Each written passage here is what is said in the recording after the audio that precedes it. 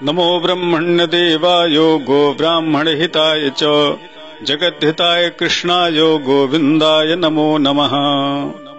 बोलिए श्री कृष्णचंद्र भगवान की जय। धर्मानुरागी सज्जनों, माताओं एवं बहनों, पुरुषोत्तम मास महात्म की कथा हमारे चैनल से निरंतर चल रही है। उसी क्रम में आज 25वें अध्याय की कथा हम सुनेंगे। यदि आपसे पीछे की कथा छूट गई है तो आप हमारे चैनल के प्लेलिस्ट में जाकर उस अध्याय की कथा का श्रवण कर लेंगे। प्रेम से बोलिए वृंदावन बिहारी लाल की जय। पंचविंशोऽध्यायः। दृढधन्वो वाचो अथ सम्यग्वद ब्रह्मन् उद्यापन विधिं मुने पुरुषोत्तममासीय व्रतिनां कृपया नृणाम्। वाल्मीकिरुवाचो समासतः प्रवक्ष्यामि मासे श्री पुरुषोत्तमे उद्यापन विधिं सम्यग् व्रतं सम्पूर्ण हेतवे कृष्णपक्षे चतुर्दश्यां नवम्यां पुरुषोत्तमे अष्टम्यां वथ कर्तव्यो मुद्यापन मुदीरितम्। दृढधन्वा बोले, हे ब्रह्मन, हे मुने, अब आप पुरुषोत्तम मास के व्रत करने वाले मनुष्यों के लिए कृपा करके उद्यापन विधि को कहिए। वाल्मीकि मुनि बोले, पुरुषोत्तम मास व्रत के संपूर्ण फल की प्राप्ति के लिए श्री पुरुषोत्तम मास के उद्यापन विधि को मैं अच्छी तरह कहता हूँ, आप सुनिए। पुरुषोत्तम मास के कृष्ण पक्ष की चतुर्दशी, नवमी अथवा अष्टमी को उद्यापन करना कहा गया है। इस पवित्र पुरुषोत्तम मास में प्रातः काल उठकर यथालब्ध पूजन के समान से पूर्वाह्न की क्रिया को करके एकाग्रमण होकर सदाचारी विष्णु की भक्ति में तत्पर स्त्री सहित ऐसे 30 ब्राह्मणों को निमंत्रित करना चाहिए। हे भूपते, अथवा यथाशक्ति अपने धन के अनुसार 7 अथवा 5 ब्राह्मणों को निमंत्रित करें। बाद में मध्याह्न के समय 16 सेर अथवा उसका आधा यथाशक्ति पंचधान्य से उत्तम सर्वतोभद्र बनावे। सर्वतोभद्र के ऊपर सुवर्ण, चांदी, तांबा अथवा मिट्टी के छिद्र रहित शुद्ध 4 कलश स्थापित करे। 4 व्यूह के प्रीत्यर्थ चारों दिशाओं में उत्तम वस्त्र से बेष्टित करके उन कलशों को स्थापित करे। उन कलशों पर क्रम से वासुदेव, हलधर, प्रद्युम्न और अनिरुद्ध देव की प्रतिमा स्थापित करे। पुरुषोत्तम मास व्रत के आरंभ में स्थापित किए हुए राधिका सहित देवेश पुरुषोत्तम भगवान को कलश युक्त वहां से लाकर मंडल के ऊपर मध्य भाग में स्थापित करे। वेद वेदांग को जानने वाले वैष्णव को आचार्य बनाकर लाए। जब के लिए 4 ब्राह्मणों का भी वरण करे। उनको स्वर्णमय मुद्रिका के सहित वस्त्र का दान करना चाहिए।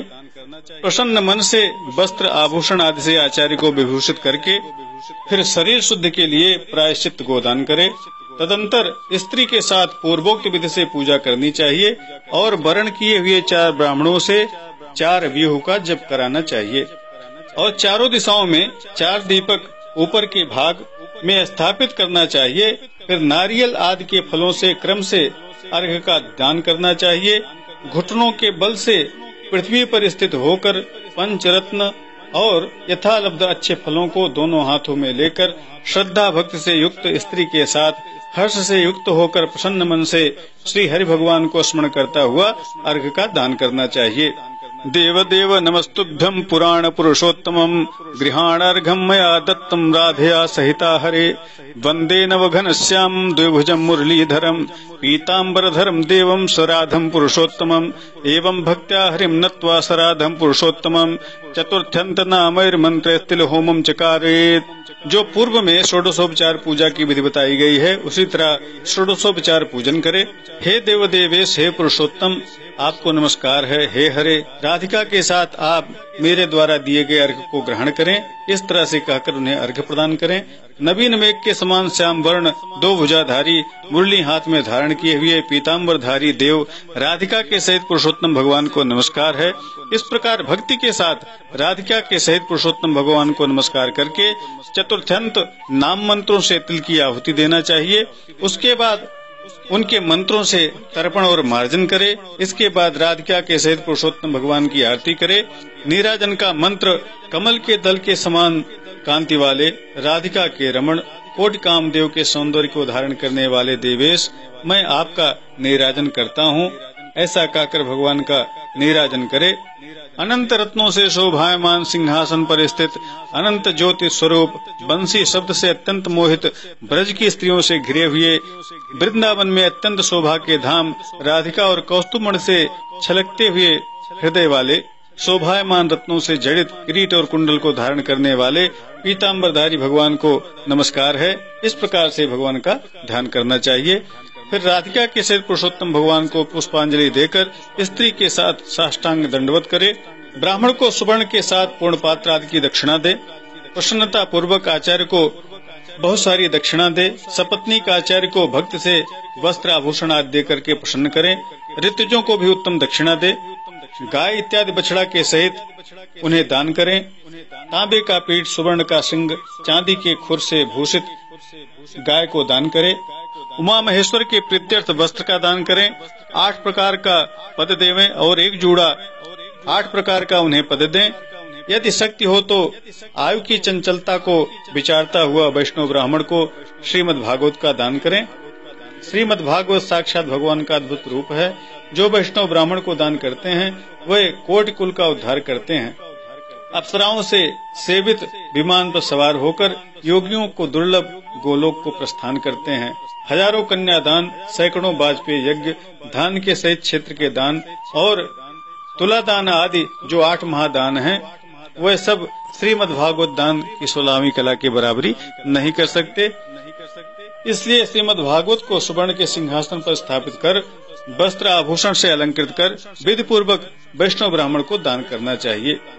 कांसे के पात्र में 30-30 मालपुआ रखकर ब्राह्मणों को दान करना चाहिए। हे पृथ्वीपति, हर एक मालपुआ में जितने छिद्र होते हैं उतने वर्ष पर्यंत वैकुंठ लोक में वह मनुष्य जाकर वास करता है। इसके बाद योगियों को दुर्लभ निर्गुण गोलोक को चला जाता है, जिस सनातन ज्योतिर्धाम को जाकर फिर लोग लौटते नहीं हैं। 2.5 सेर कांसे का संपुट कहा गया है। निर्धन पुरुष यथाशक्ति व्रत पूर्ति के लिए संपुट दान करे अथवा पुरुषोत्तम भगवान के प्रीत्यर्थ मालपुआ का कच्चा सामान फल के साथ संपुट में रखकर देवे। हे नराधिप, निमंत्रित सपत्नीक ब्राह्मणों को पुरुषोत्तम भगवान के समीप संकल्प करके देना चाहिए। उसके बाद भगवान की प्रार्थना करे। श्री कृष्ण जगदाधार जगदानंददायक अह्यका मुस्मिकान कामान निखिलान पूरयाश में इति संप्रार्थ गोविंदम भोजेद ब्राह्मणान मुदा सपत्नीकां सदाचारान संस्मरेत पुरुषोत्तमम। हे श्री कृष्ण, हे जगदाधार, हे जगदानंददायक अर्थात हे जगत के आनंद देने वाले, मेरी समस्त इस लोक तथा परलोक की कामनाओं को शीघ्र पूर्ण करें। इस तरह से कहते हुए भगवान गोविंद की प्रार्थना करें। भगवान पुरुषोत्तम का स्मरण करता हुआ स्त्री सहित सदाचारी ब्राह्मणों को भोजन करवावे। ब्राह्मण रूप हरि और ब्राह्मणी रूपी राधिका का स्मरण करता हुआ भक्ति पूर्वक गंधाक्षर से उनका पूजन करके उन्हें घृत, पायस इत्यादि का भोजन करावे। व्रत करने वाला विधि पूर्वक भोजन का सामान संकल्प करे। अंगूर, केला, अनेक प्रकार के फल, आम के फल, नाना प्रकार के मिष्ठान, यह सब उन ब्राह्मण और ब्राह्मणी को अर्पण करे। बाद में उन्हें भोजन के उपरांत उन्हें तांबूल दे, दक्षिणा दे। इस प्रकार जो भोजन और तांबूल ब्राह्मणों को अर्पण करता है वह इस लोक में सुख ऐश्वर्य भोग कर परलोक में अमृत का भोक्ता होता है। स्त्री के साथ ब्राह्मणों को प्रसन्न करके हाथ में मिष्ठान्न देना चाहिए। ब्राह्मणियों को विधि पूर्वक वस्त्र आभूषण से अलंकृत करना चाहिए। उन्हें बंसी भेंट करना चाहिए। अपने गांव की सीमा तक उन ब्राह्मणों को पहुंचाकर भगवान का विसर्जन करना चाहिए। मंत्रहीनम क्रियाहीनम भक्तिहीनम जनार्दनो यत् पूजितम मया देवो परिपूर्णम तदस्तु में। इस तरह से भगवान की प्रार्थना करे, भगवान से क्षमापन करे। यस्य स्मृत्या च नामोक्त्या तपो यज्ञ क्रियादिषु न्यूनम संपूर्णताम जाति सद्यो वंदे तमच्युतम। इस तरह से अच्युत भगवान का नाम ले कि यदि हमसे कोई त्रुटि हो गई हो तो हे भगवान, आपका नाम मैं ले रहा हूँ, मुझे आप क्षमा करेंगे। प्रमाद से यदि कोई गलती मुझसे हो गई हो तो उसे आप क्षमा करें, क्योंकि आपका नाम समस्त प्रमाद को नष्ट करने वाला है। उसके उपरांत भोजन को यथा भाग विभाग करके भूतादिकों को भोजन करावे। उसके बाद अन्न का यथा भाग करके भूतादिकों को देकर मिथ्या भाषण से रहित होकर अन्न की निंदा न करता हुआ अपने कुटुंबी जनों के साथ भोजन करे। अमावस्या के दिन रात्रि में जागरण करे।